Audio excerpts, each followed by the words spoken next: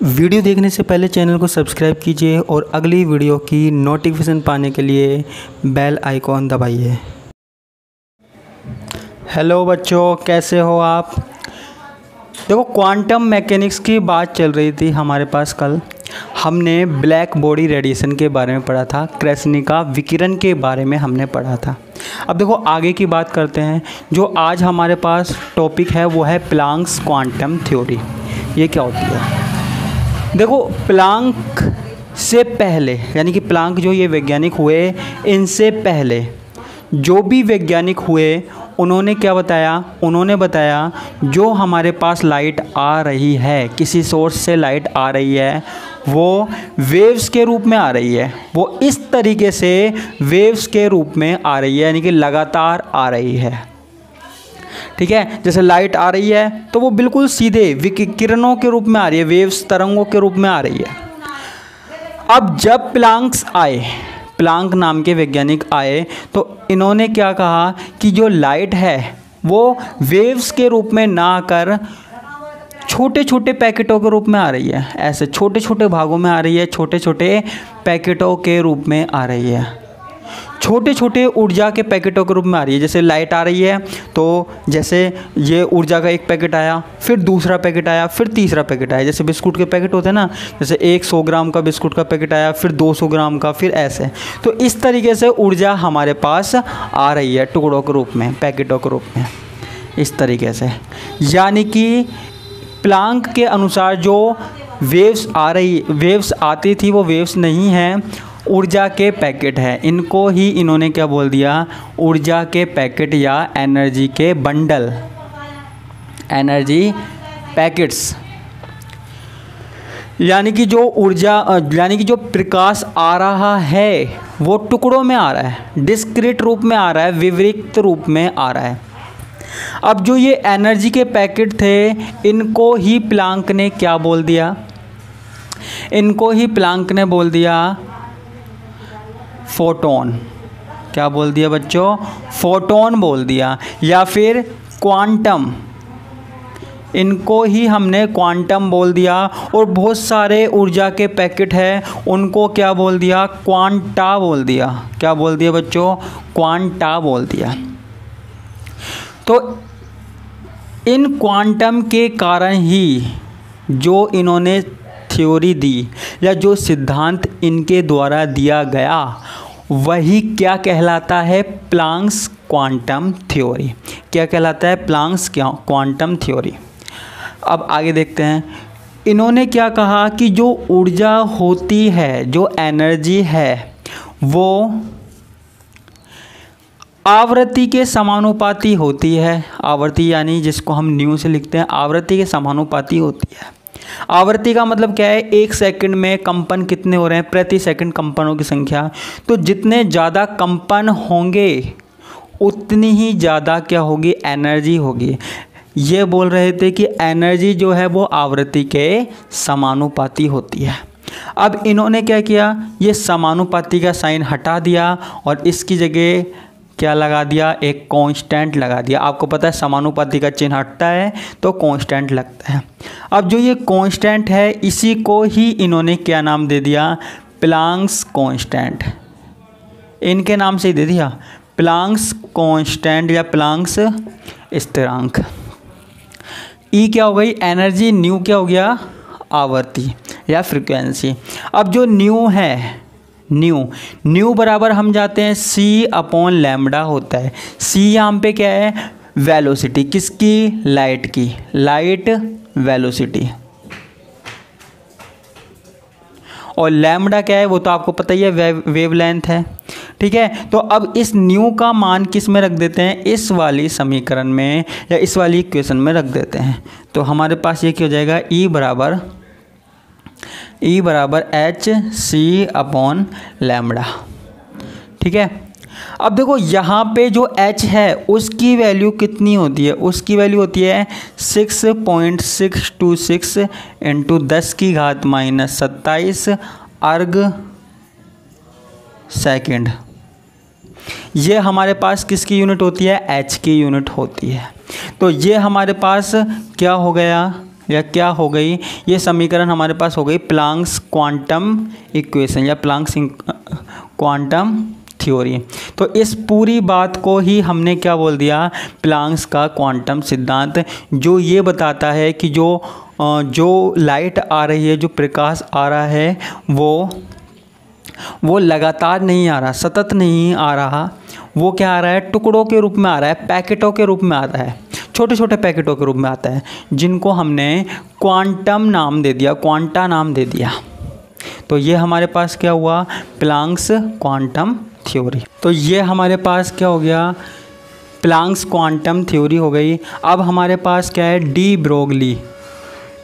Broglie hypothesis.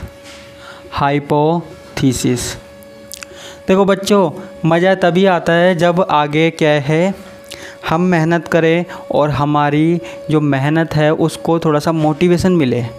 जैसे मैं आपको मोटिवेट करते रहता हूँ वैसे ही मुझे मिले।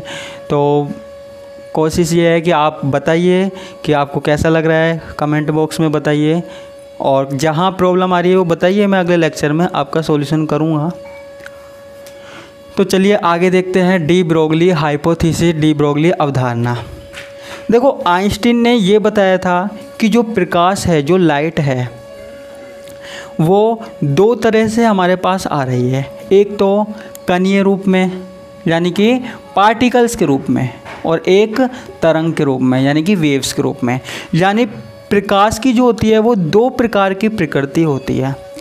ऐसे ही जो डी ब्रोगली नाम के साइंटिस्ट हुए, इन्होंने कहा जैसे प्रकाश की दो तरह की प्रकृति होती है, वैसे ही जो हमारे पास छोटे छोटे कण होते हैं, इलेक्ट्रॉन, प्रोटॉन, न्यूट्रॉन, उनकी भी दो तरह की प्रकृति होती है, उनकी भी दो तरीके की प्रकृति होती है। एक तो पार्टिकल्स के रूप में, कणीय रूप में, और एक तरंग के रूप में, वेव्स के रूप में।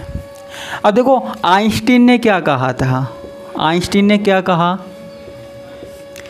आइंस्टीन के अनुसार आइंस्टीन ने क्या कहा कि जो प्रकाश होता है, प्रकाश की प्रकृति कैसी होती है। पहले आइंस्टीन ने किसके बारे में बताया था, प्रकाश की प्रकृति के बारे में, जिनके अनुसार E बराबर mc², अर्थात प्रकाश की जो प्रकृति होती है वो किस रूप में होती है, तरंग के रूप में, यानी कि वेव्स के रूप में।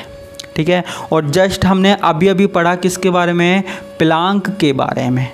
प्लांक ने किस प्रकार की प्रकृति बताई, E बराबर h/nu, बताया ना, बताया, क्या बताया।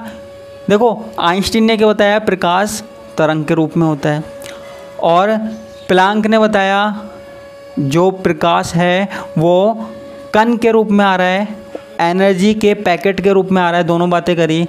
तो डी ब्रोगली ने क्या किया, इन दोनों समीकरणों को लिया। ठीक है, जैसे हमने यहाँ पे ले ली समीकरण 1 और समीकरण 2। अब इन्होंने ये जो समीकरण दी ना, वो इलेक्ट्रॉन्स के लिए, प्रोटॉन्स के लिए, सूक्ष्म कणों के लिए दी।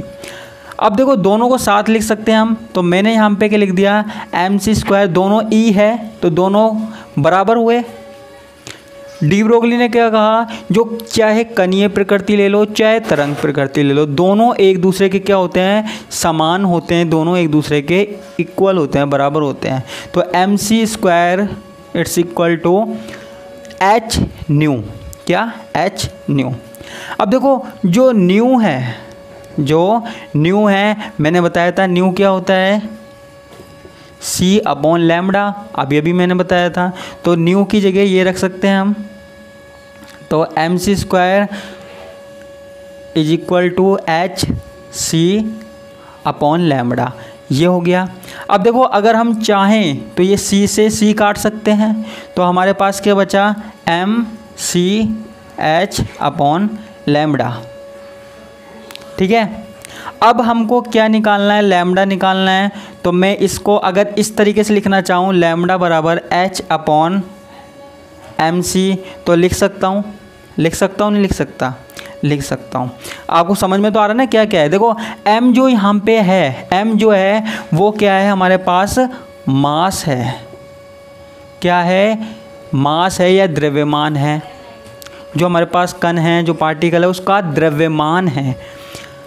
c क्या है, प्रकाश का वेग है। h क्या है, प्लांक स्थिरांक है जो मैंने अभी अभी बताया था। न्यू क्या है, आवृत्ति है, फ्रिक्वेंसी है, ये सारी चीज़ है। तो हमारे पास क्या आ गया, लैम्डा बराबर h/mc। अब देखो एक बात और कर लेते हैं हम यहाँ पे, छोटी सी बात मैं यहीं बता देता हूँ।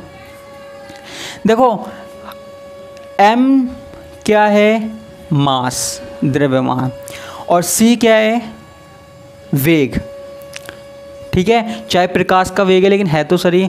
और जब द्रव्यमान और वेग को गुना कर दिया जाए, जब किसी भी पदार्थ के या किसी भी कण के द्रव्यमान और वेग को मल्टीप्लाई कर दिया जाए तो क्या बनता है, तब बनता है संवेग, यानी कि संवेग बनता है। संवेग हो गया P, तो P बराबर mc।